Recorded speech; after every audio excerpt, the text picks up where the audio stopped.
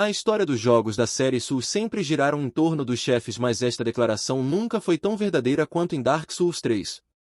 Se você entender quem você está matando neste jogo, então você entenderá a história. O primeiro em seu caminho é Iudex Gundyr, o juiz das cinzas e bainha da espada serpentina do templo. Esta espada é legado apenas ao escolhido das cinzas que o superarem em batalha.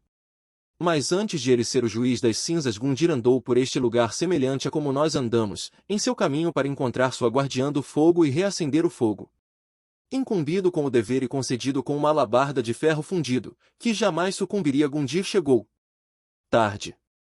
Recebido por um templo, sem fogo e um sino que não tocaria. A chama já havia se extinguido e sua guardiã do fogo jogada às profundezas da torre do sino. Cemitério de guardiãs do fogo do passado. Ela nunca conheceu seu campeão e o que veio após a trágica farsa se tornou um conto favorito das massas. E após ele ter sido superado por um guerreiro desconhecido que provavelmente é nós, Gundyr, o campeão, se tornou bainha da espada serpentina. Na esperança de que, algum dia, a primeira chama seria reacesa mais uma vez. Talvez Gundyr, com sua alabarda inquebrável, estivesse destinado ao eterno serviço, desde o princípio. Como fica subentendido que Gundyr esperava encontrar uma guardiã do fogo? Ele possivelmente era um candidato a reacender o fogo. Aqueles capazes de acender o fogo são chamados de Senhores das Cinzas. Seres capazes de trazer o mundo de volta da beira da escuridão reacendendo a primeira chama. De fato, o jogo fala sobre 3 Senhores das Cinzas que outrora acenderam o fogo. E eles estão sendo ressuscitados como um último recurso para reacender mais uma vez. Na apresentação inicial você os viu, Aldris, o santo das profundezas Shor, o gigante. E os vigilantes do abismo de Farron. Cada um destes senhores possuíram sua própria era e as remanescências de suas eras continuam a viver em Dark Souls 3 e em suas ressurreições. Por exemplo, Aldris está relacionado a estes chefes e suas histórias. Os vigilantes do abismo estão ligados aqui. E aqueles em Lothric estão reunidos aqui. A praticidade diz que discutiremos estas histórias em 3 blocos. Começando com Aldris, Pontífice Sullivan, Vort e a dançarina, já que todos residem no Vale Boreal. O Vale Boreal atualmente é governado pelo Pontífice Sullivan, um tirano que envia seus cavaleiros para servir como seus olhos vigilantes e seus guardas. E o primeiro cavaleiro do Pontífice Sullivan, que encontramos, é Vort, um cavaleiro que nos faz uma emboscada e ataca ao tentarmos sair de Lothric. Então, o trabalho de um cavaleiro é manter uma vigília nas coisas.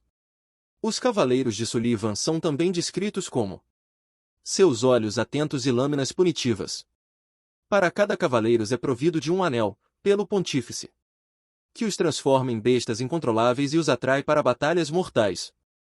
Especificamente, os 2 principais cavaleiros que vemos nos altos muros de Lothric aparecem em 2 pontos específicos de progressão da área. Portanto, é muito provável que eles sirvam como guardas estrategicamente posicionados, de forma a atrasar nosso progresso.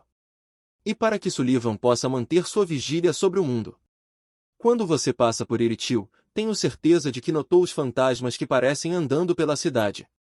Bem, eles possivelmente representam os cavaleiros antes de sua partida e sua perdição em loucura. Porque 2, em particular, são muito interessantes, eles andam juntos. Um homem, uma mulher, e a mulher usa a máscara da dançarina. Vort nunca esteve longe da esvoaçada dançarina, que observa Emma, na grande catedral de Lothric. A dançarina é muito mais intrigante do que Vort. O pontífice ordenou que ela servisse como um dançarina. E, então, ordenou que servisse como sua cavaleira.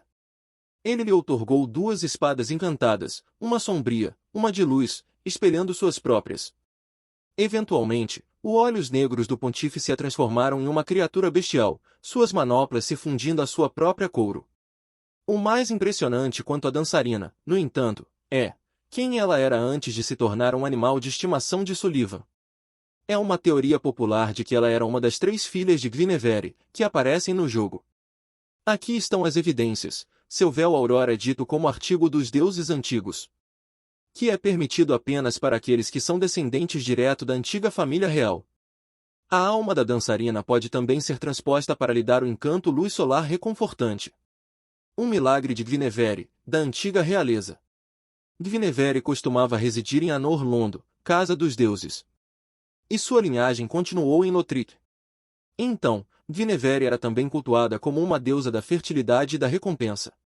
Ela criou muitas crianças divinas, e a dançarina possuindo um dos 3 encantos da luz solar, é claramente uma delas. E claro, como você sabe, o pontífice Sullivan, o tirano agora governa sobre Iritil e Anor Londo. Então, é a minha crença, que Sullivan ganhou poder dentro de Anor Londo e, então, proclamou-se pontífice. Então, ordenou que as filhas de Guinevere servissem como suas dançarinas, e então, como cavaleiras.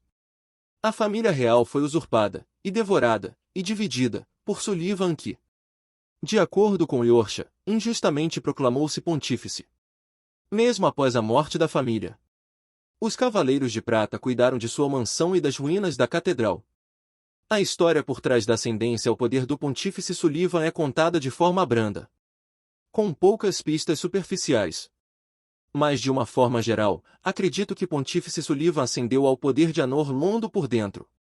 Provavelmente com a ajuda dos diáconos das profundezas. Os únicos em seu caminho eram os Cavaleiros da Lua Negra. Os Cavaleiros da Lua Negra outrora foram liderados pelo meu irmão mais velho, o Sol Negro, Guindolin. Mas ele foi afetado por uma doença, e a liderança dos Cavaleiros caiu sobre mim. Então, Sullivan injustamente autoproclamou-se pontífice, e me fez prisioneira. Onde meu querido irmão poderia estar? Então, quando eu digo que o pontífice Sullivan conquistou Anor Londo de dentro, é especulação de minha parte, mas meu motivo é de que ele sabia de Guindolin, e ele sabia de Yorcha.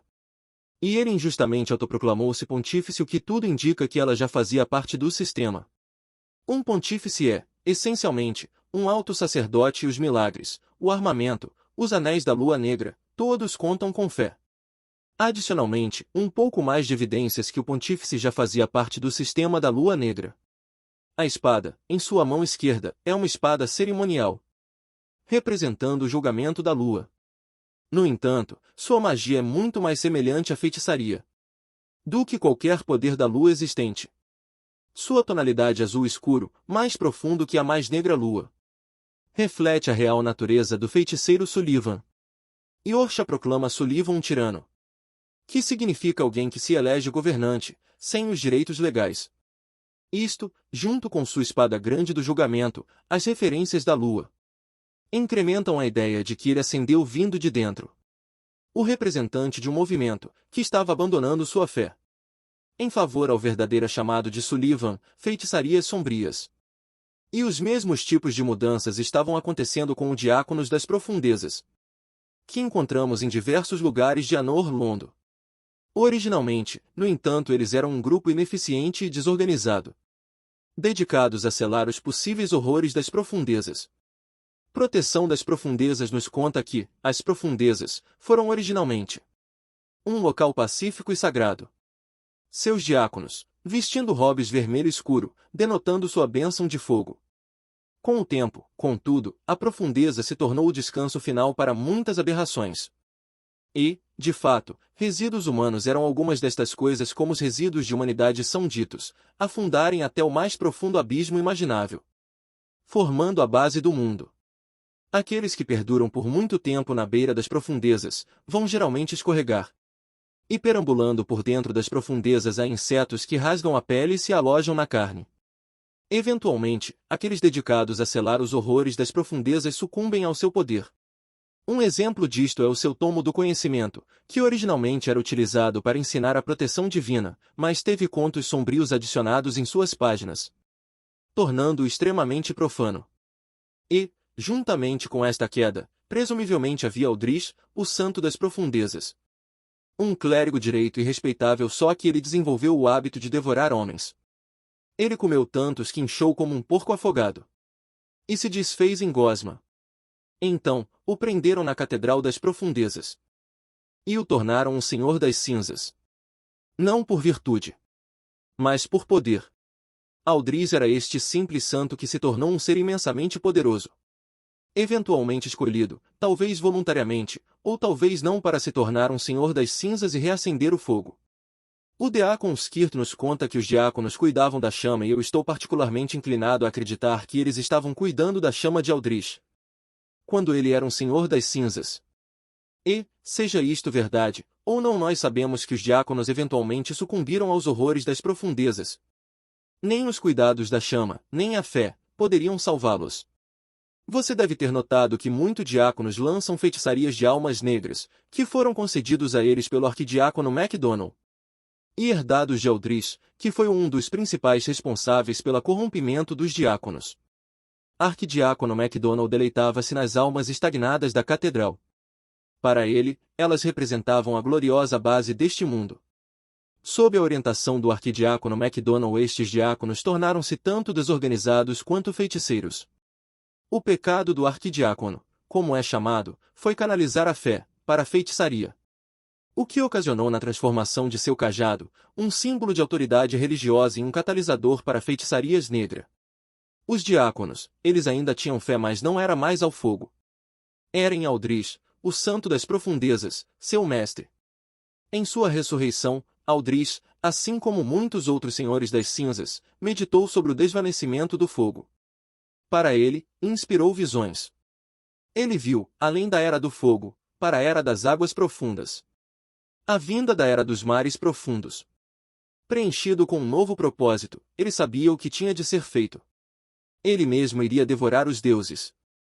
Quando chegamos os diáconos das profundezas, esperamos encontrar Aldrich em seu caixão, mas ele já havia partido para sua residência, no Vale Boreal. Os diáconos aqui são guiados pelo arquidiácono Royce, que um dos 3 arquidiáconos que ficaram para trás para manter uma vigilância eterna no caixão de seu mestre, na esperança de que um dia ele retornaria. Aldrich deixou para trás uma pequena boneca em seu caixão que o pontífice Sullivan entregou aos seus mais valiosos subordinados. Onde quer que vá, a lua ainda se põe em Iritil. Onde quer que esteja, Iritil é sua casa. Quando Aldrich partiu, arquidiácono MacDonald foi com ele. Nós nos encontramos com MacDonald nas profundezas de Anor Londo. E MacDonald, como muitos outros diáconos, está obeso, ele está enorme. E vejo isto como um legado de Aldrich, que extrai o poder da gula, e eles estão claramente o imitando. Em Anor Londo, arquidiácono MacDonald passou a liderar os devotos de Aldrich, que são defensores, que existem para assegurar que Aldrich, devorador de deuses, permaneça imperturbado. E quando nos encontramos com Aldrich, entendemos o porquê ele não quer ser perturbado. Porque o pontífice Sullivan, com o devorador de deuses ao seu lado, encarcerou o deus da antiga realeza na catedral abandonada, ser alimentada ao devorador. Gwyndolin, filho de GWYN e prévio líder dos Cavaleiros da Lua Negra, foi gradativamente devorado por Aldrich. Enquanto Aldrich vagarosamente devorava o deus da Lua Negra, ele sonhou. E neste sonho ele viu a figura de uma jovem e pálida garota, em ocultação. E nós sabemos que está Eorcha, que é irmã de Gwyndolin, uma mestiça, que é paralela a Priscila, de Dark Souls 1. Mas, o interessante sobre isso são os sonhos que Aldrich tem. Porque aparentemente Aldrich precisa apenas sonhar sobre alguém para aprender suas habilidades. Pois ele usa a Lifeoncite, de Priscila, em batalha. E este fato, que ele pode aprender por meio de visões, tem implicações interessantes.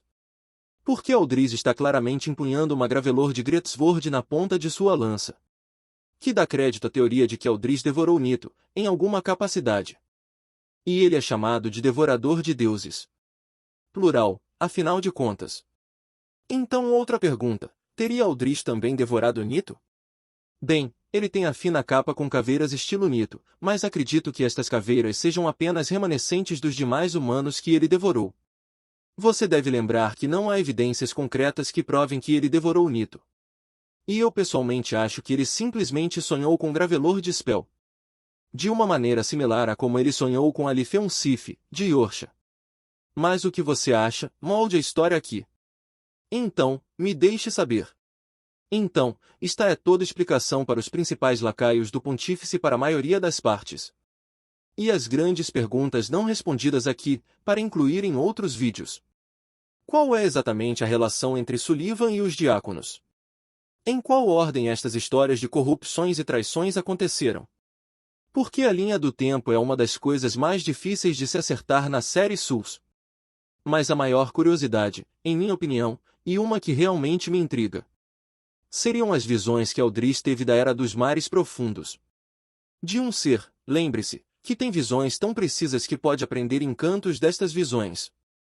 Então, em uma franquia que é inteiramente tão reservada à Era do Fogo e seus ciclos, esta visão do mar profundo é praticamente a única menção a um futuro alternativo. E sua aparição nestas descrições se apresenta tão fora de contexto que eu quase esperava que fossem referenciadas num futuro, até certo ponto. Assumindo que não é só uma referência a Bloodborne. Talvez isto indique o que Miyazaki está fazendo a seguir em um dos seus projetos. Então, talvez vejamos algo sobre isto no DLC. Dando seguimento. Algo forçou Sullivan por este caminho. Quando Sullivan era um jovem feiticeiro, ele descobriu a capital profanada. E lá embaixo ele descobriu uma chama inapagável, debaixo de uma tundra distante de Iritil. E, quando ele a encontrou, uma ambição ardente o dominou. A chama profana. As suas origens são desconhecidas, mas sabemos algumas coisas. Sabemos que é uma chama inapagável. Sabemos que pode ser manipulada e sabemos que engole o coração daqueles que a usam. O próprio pontífice imbuiu sua espada grande com este fogo, e também aos de seus cavaleiros sagrados. Logo após ele ter feito isto, as bruxas de fogo tiveram seus corações engolidos pela chama. E, como um exemplo de sua influência corrompível, as servas que a utilizam, na capital profanada. Suas adagas dizem que elas sentem prazer em infligir dor a terceiros.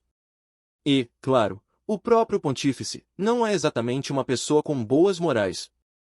Mas além disto, nós sabemos muito pouco sobre a chama profana. E para mim esta tem sido a parte mais difícil do roteiro de se escrever. Porque a chama profana desafia toda a categorização de chamas que existiu previamente, na série.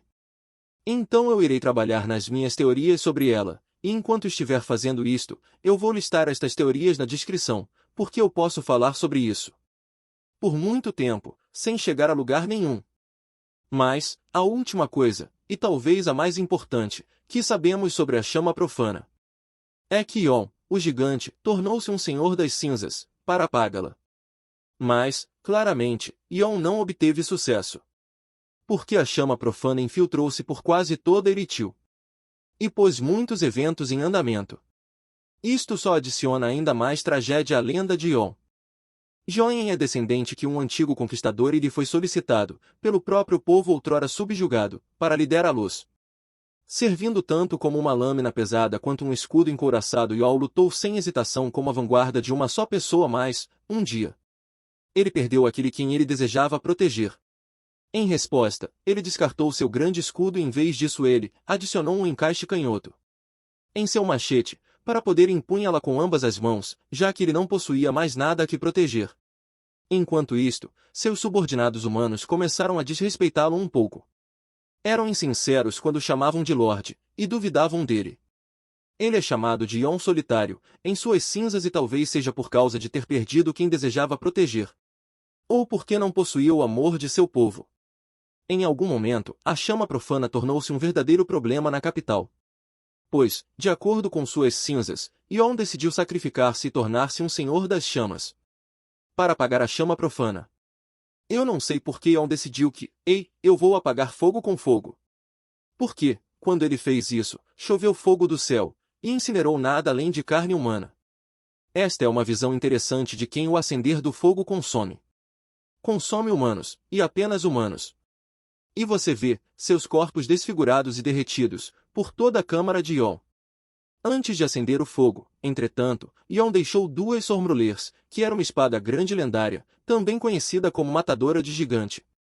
A força residual da tempestade, que põe gigantes de joelhos. Então, esta coisa poderia matar gigantes.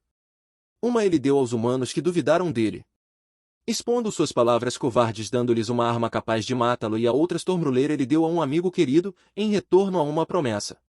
Este amigo querido era Sigvard, que viaja até a capital profanada para cumprir com sua promessa e matar seu velho amigo. Presumivelmente, Yon pede a Sigvard que o mate, caso alguma vez ele traia seu dever. E Sigvard assim o faz, vendo que Yon não voltou para reacender o fogo mais uma vez.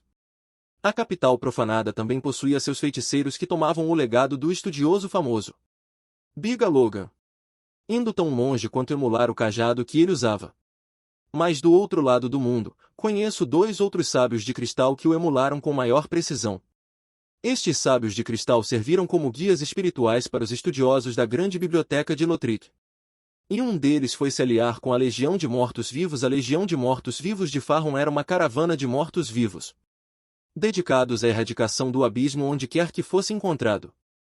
Os Vigilantes do Abismo, como eram conhecidos, seguiam o código e a conduta do Cavaleiro Lobo, de Dark Souls 1, conhecido como Artorias, o Andarilho do Abismo. Eles são, em sua essência, seu legado. Fizeram da fortaleza de Farron sua casa e, bem acima da fortaleza, há um velho lobo emaciado. Os Vigilantes do Abismo, em sua caçada ao abismo, necessitavam de alguma habilidade que fosse além de qualquer habilidade existente. O sangue de lobo, legado de Artorias, provia justamente isto. Seu elmo de aço pontiagudo tornou-se tão evitado como um presságio sinistro, pelas massas. Porque, pense desta forma, se você visse aquele elmo de aço pontiagudo vindo na direção do seu reino, você sabia que estava em apuros. Pois esses caras eram dedicados em destruir o abismo. E, de fato, sua residência em Farron pode muito bem estar acima de um destes reinos. Pois abaixo estão as catacumbas de Carthus, selado dentro de um cálice nas profundezas da catacumba, está o encontro com o Alto Lorde Volnir, um imperador que sucumbiu ao abismo. Antes de sucumbir ao abismo, Volnir foi um conquistador. Ele reinou o povo das areias de Carthus, guerreiros formidáveis que eram mestres das espadas curvas. E também de piromantes, que ampliavam os efeitos das espadas curvas. Os espadachins colocaram grande valor à vitória a todo custo, onde estaria a honra na morte. Eles viviam por seu alto Lorde Volnir, que foi o maior conquistador de terras conhecidas pelo povo. Bem, você pode entender o motivo deles o amarem. Durante o tempo de Volnir, houveram outros senhores que tiveram suas coroas legitimamente deixadas à posteridade. Mas Volnir os subjugou e destruiu suas coroas, criando sua própria a partir das deles. Para ele era o único Alto Lorde, preparado para viver sobre os outros. Me lembra muito o que fizemos em Dark Souls 2. Enfim, de qualquer forma, o próprio Volnir sucumbiu ao abismo, e ele foi abraçado por este pavor das verdadeiras trevas. E então rogou aos deuses pela primeira vez. Em nossa luta contra ele, existem as trevas, logo abaixo dele, que está lutando para consumi-lo. Mas Volnir possuía sua espada sagrada e 3 braceletes, que havia removido dos corpos de clérigos. E essas coisas lhe deram um senso de conforto.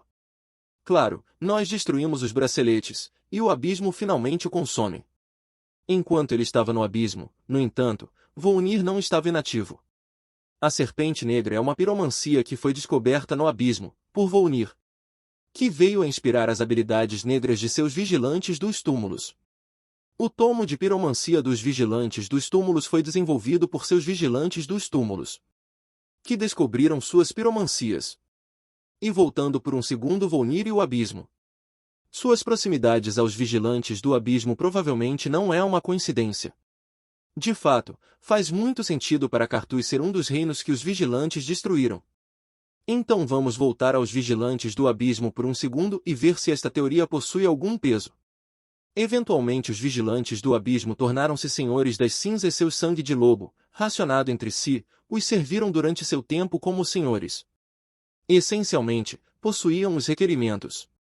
Para ganhar acesso aos Vigilantes do Abismo, você precisa extinguir 3 chamas. E eu sempre me perguntei o porquê dele existir, me pareceu muito clichê, e sem contexto.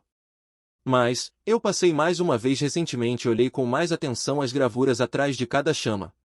Uma se parece com os Four Kings, um se parece com Nito, e outro com a Bed of Chaos. 3 dos principais senhores, em Dark Souls 1, e estas eram as almas que você deveria coletar para ganhar acesso ao GWYN e abrir uma porta de pedra gigante. Então possivelmente isto está aqui para simbolizar aquele ritual, em que extinguindo-se 3 chamas, abrirá a porta, que explica o ritual. De qualquer forma, é mais um pedaço trivialidade, do que qualquer coisa. Depois dos Vigilantes da Legião se tornarem senhores das cinzas, o sangue de lobo secou e Farron foi consumida por madeira apodrecida. Aparições negras começaram a vagar, e a fortaleza caiu em ruínas, e como sugerido por muitos de vocês na minha Loret Rogue, Os vigilantes do abismo terem sido ressuscitados para reacender o fogo mais uma vez podem ter sido afetados pelo abismo também. Então, esta é a teoria: os vigilantes do abismo foram levados a procurar o abismo, certo? Bem, e se, após sua ressurreição, o abismo nas profundezas das catacumbas de Carthus penetrou nos vigilantes do abismo, e isso explicaria por que os vigilantes do abismo estão presos a um combate sem fim com eles mesmos. Porque eles estão levados a procurar o abismo, mas eles também não podem morrer, então eles estão presos em um combate sem fim. Quando eu li esta teoria nos comentários, algo mais surgiu: a armadura do Cavaleiro Lobo, que pertence a Artorias, o qual sucumbiu ao abismo. Diz que a armadura dos vigilantes do abismo sugeriu seu eventual fim.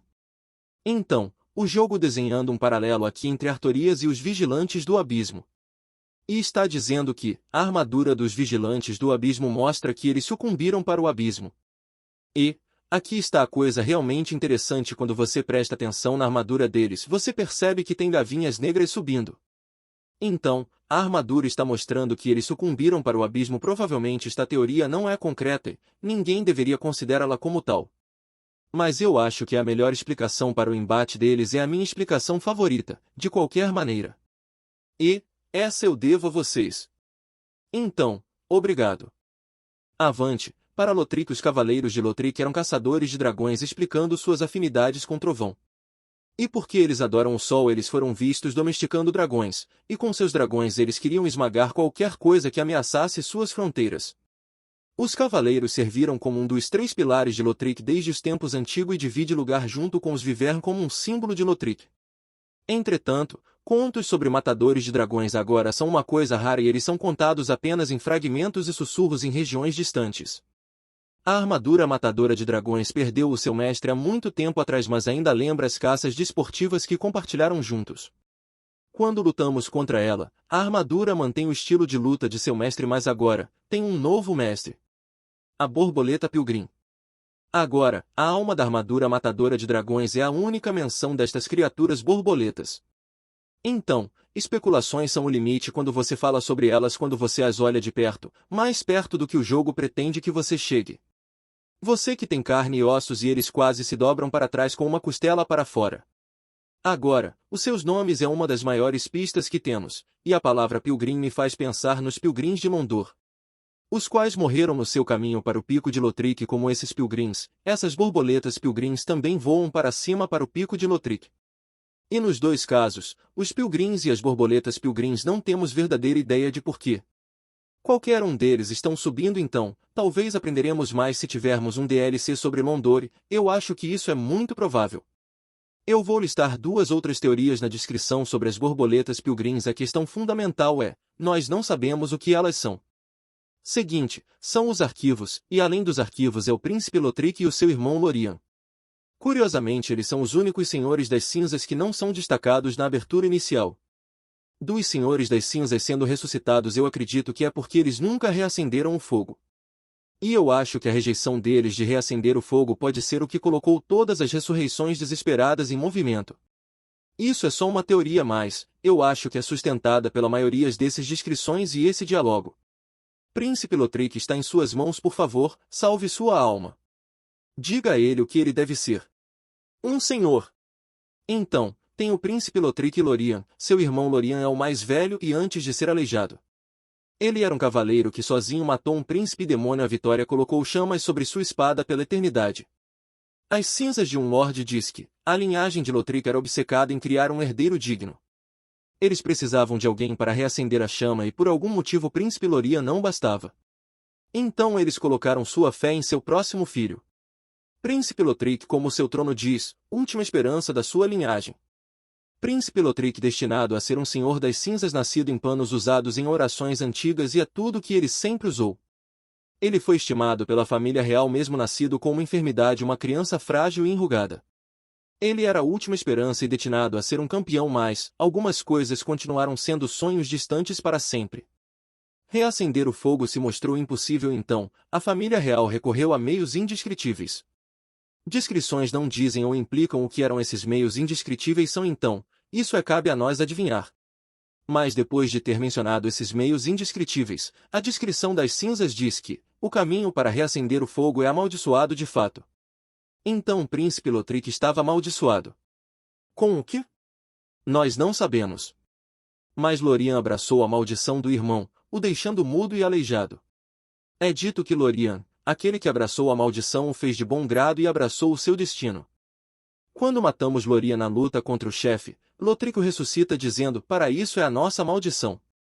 Talvez sendo incapaz de morrer seja a maldição do reacender da fogo e o porquê ele diz: você continua entre os amaldiçoados. Depois de se tornarem um, a alma dos príncipes gêmeos diz que eles rejeitaram seu dever de se tornarem Senhor das Cinzas. E se instalaram muito, muito distante para assistir o fogo se apagar ao longe. A maldição fez suas almas quase inseparáveis. Então por que Lothric cresceu para desprezar e rejeitar o seu dever como Senhor das Cinzas? Bem, talvez seja mais por causa de um nome conhecido como o primeiro dos estudiosos. Fluxo de Alma diz que ele foi eleito para ser o mentor particular do príncipe real, e ele duvidava do reacender do fogo. Então, é muito provável que esse estudioso foi aquele que fez Lothric rejeitar o seu destino como um Senhor das Cinzas. E, tem muito mais de Lothric para detalhar, mas não temos tempo. Eu quero falar sobre o reino, sobre a família real, mas esse vídeo é apenas sobre os chefes principais. Então, eu ainda tenho que mencionar Oceiros, rei de Lothric, e a sua esposa, a rainha. Então, por favor, se inscreva e confira o vídeo da história dos chefes opcionais. E o último chefe principal, o ser que lutamos depois da Guardiã das Chamas. É a própria Alma das Cinzas localizada no forno da primeira chama. A Alma das Cinzas é na verdade um ser fácil de explicar. Desde Lord GWYN, o primeiro Senhor das Cinzas. Muitos lordes exaltados reacenderam o fogo e são as suas almas que se manifestaram como defensoras do chama. A Alma das Cinzas é a divina manifestação. Mais especificamente, a Alma das Cinzas é claramente esse conglomerado de jogadores nós de jogos anteriores e ciclos os quais reacenderam o fogo. Usando o Ninja Flip Ring de Dark Souls, uma espadas curvadas, piromancias, feitiçarias, milagres. E na fase 2, a música muda para esse distorcido tributo ao GWYN. Enquanto ele assume o estilo de luta do primeiro Lorde. O forno também representa o estado do mundo se você olhar atrás de você. É uma cidade distorcida, deformada e dobrada em torno de si mesma, assim como o jogo inteiro e chefes que cruzamos. Dark Souls 3 contém a história, o povo e as terras da Era dos Vigilantes do Abismo. Da Era Pontífice Aldris, da Era do Chore, e a história de Lothric. Que literalmente parece que convocou todos os Senhores das Cinzas para reacender o fogo mais uma vez. Enquanto você fica em frente à chama, 4 escolhas caem sobre você mais do que nos outros jogos.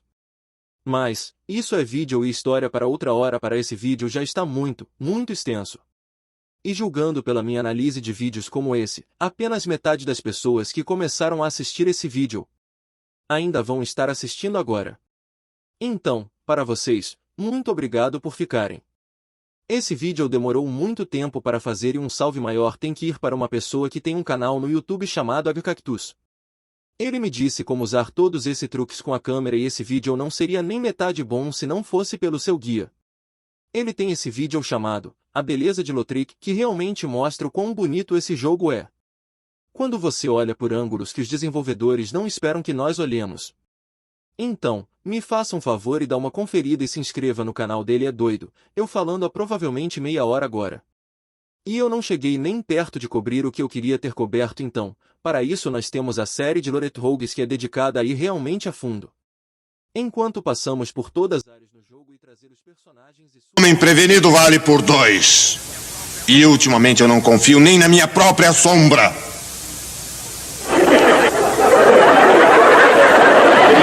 como esse, que te dá uma visão sobre os chefes opcionais.